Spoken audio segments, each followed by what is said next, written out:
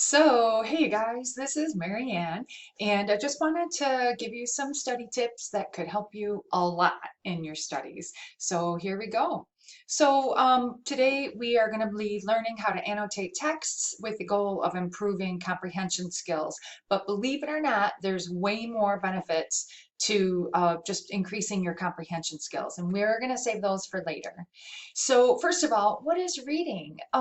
So many people think, oh, okay, I read the words, now I'm done. But yeah, no, that's not quite how it's done. One aspect of reading is knowing the vocabulary and sounding out the words, but the other one is comprehension. And that means knowing what you read and understanding what the author is trying to get at. So what if you're in math class and you have a story problem and Linda is the subject of your story problem and she was supposed to be selling tickets for the school play. She sold 10 more adult tickets than children tickets and she sold twice as many senior tickets as children tickets. Okay, so we got a story problem. You know, annotating it, picking it apart, dissecting it is definitely going to be able to help you. So the annotations aren't just for reading texts in books or journal articles or magazine articles. It's also for all of the other courses that you have. So let's say you're in physics class and the professor says, okay, everybody read chapter 3 and I'll see you on Friday. So then what? Well, the assumption is that you will read before class, but then also annotate. And then when you get to class, you will ask questions. And not only will you get your face in front of that professor, but because you get your face in front of that professor, he or she will know you care, pay more attention to you, make sure you're better on task. And there's just a plethora of benefits from getting in front of that professor. So again, after you read, then you're going to annotate and be ready for that next class. So here are many ways you can respond to the text, and you can do this in any way that you want. So these are my own personal annotations. And we'll go through the many ways you can, but I just wanted you to have a little visual of what these annotations look like. So, well, actually, this article is about Colin Kaepernick, and the authors talk about how he did a lot of research and a lot of interviews before he knelt at that first NFL game during the national anthem. So it was actually very surprising that because I didn't know that.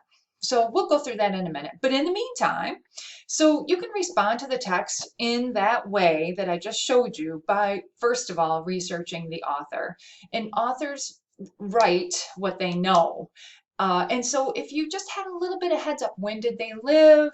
You know, where did they grow up? What kind of interests do they have? And you can find that out by what other articles have they read, or I'm sorry, written. And so you can get an idea or a flavor for what they might be writing about in this text that you were assigned. Predict, look at those pictures, look at the title, look at the subtitles, and the topic sentences. Also, one important thing is look at that date. What time period are we talking about? That makes a critical difference. Some people are like, I'm a poor reader if I have to reread. Huh, my gosh, you guys, we all get unfocused. We all get distracted. No, you have to reread. That is expected. And don't think, oh my gosh, I'm a poor reader. A good reader rereads big time. Make sure you summarize the paragraphs. Actually, this would be a great thing to do in the margins or on a post-it note or using Google Docs, whatever method you'd like to do, but just make sure you do it and just take a paragraph and summarize what that paragraph is all about in the margins. Make sure you know that vocabulary.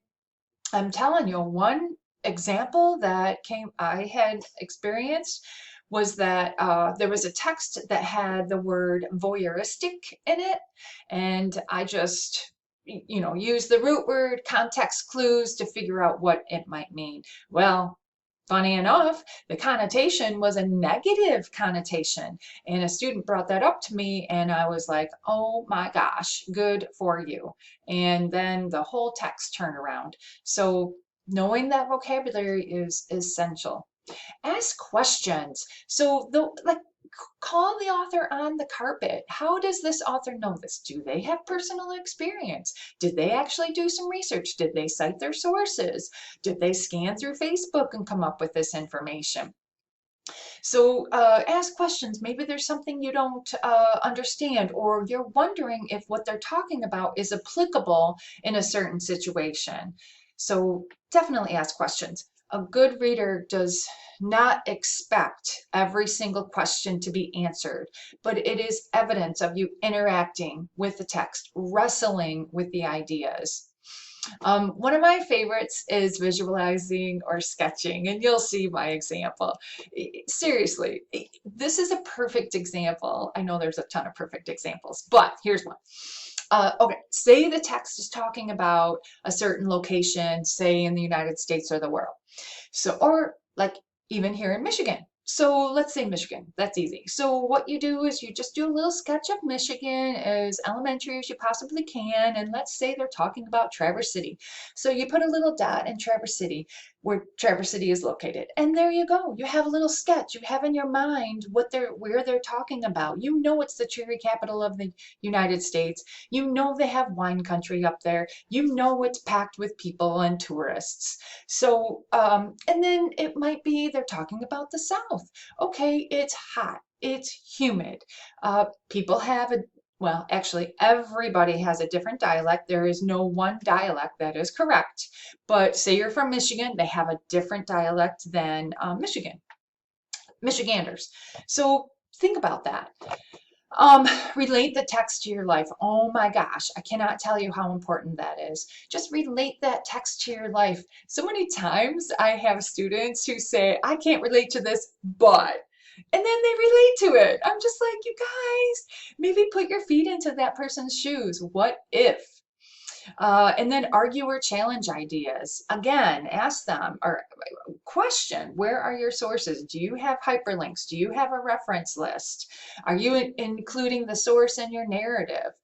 And then analyze their writing style and technique, and that will give you a clue as to what type of audience they are writing to.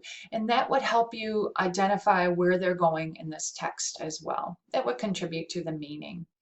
So again, here's an example of my annotations, my personal annotations. Here we have a picture, and I say he looks like an old surfer dude from California. I don't know, just the feathers and the blonde hair and, you know, the little smug smile. I just thought that that was. And then here I analyze the writing techniques. He has details and specifics. Let's see here. And then we have a little picture. So before I even read the text, I went through the text and just looked at the pictures, looked at the captions, looked at the topic sentences, and these are my comments. I do not just have text underlined and circled. No, that is not I'm not trying to get all hyper, but that is not annotations. That's not going to contribute to you understanding the text better. Just make sure you have stuff written in the margins. Here's my little sketch. I'm not even sure what I was sketching, but it was something pertaining to the text. And then I didn't know how to properly pronounce his name, so I looked it up and wrote in it phonetically in my little notes. Again, more, I know you're getting sick of this, but more. Okay, and then if you don't want to write in the book because you want to return it or whatever, definitely use Post-it notes and come to me. I'll give you tons. I'll give you buckets of Post-it notes if it means that you're going to use them and comprehend better. And then this is a wonderful one. Is Google Docs. I just love this because you can write a lot because you type. But anyways, you can just, what you do is you have Google Doc and then you double click a phrase or a word, and then this plus sign pops up, and then you can write in the little box. So, but one thing I caution is that don't get stuck on summarizing. You need to do a variety of these things. Definitely do a variety. Don't get stuck on that summarization. And I'll tell you why right now. So the benefits of these annotations are not just to read better and have better comprehension, but when you have to write and do that essay, You don't even have to come up with new ideas. You have what you want to write in the margins. Isn't that amazing? You don't even have, oh my gosh, what am I going to write about? Well, you just have to look at your annotations and there you go. Now, and also cultivates questions, and then that gets you in front of that professor, that gets you emailing that professor, that gets you holding that professor over after class, that gets you in front of that professor, going to office hours, participating in class. I'm telling you guys, it makes a huge difference. Also, you increase your background information. You have a store of background information based on your own personal experiences, reading and where you have been and what kind of people you have run into. But understanding these texts just builds your background information so that you have the ability to understand more and more and more texts more easily. And then also it increases your vocabulary, which allows you to understand texts even better. So like you don't have to look up as many vocabulary words in the future. You can just breeze through that text and you are good to go. So anyways, I hope this wasn't too long, but I hope you guys have a great day and thanks for listening.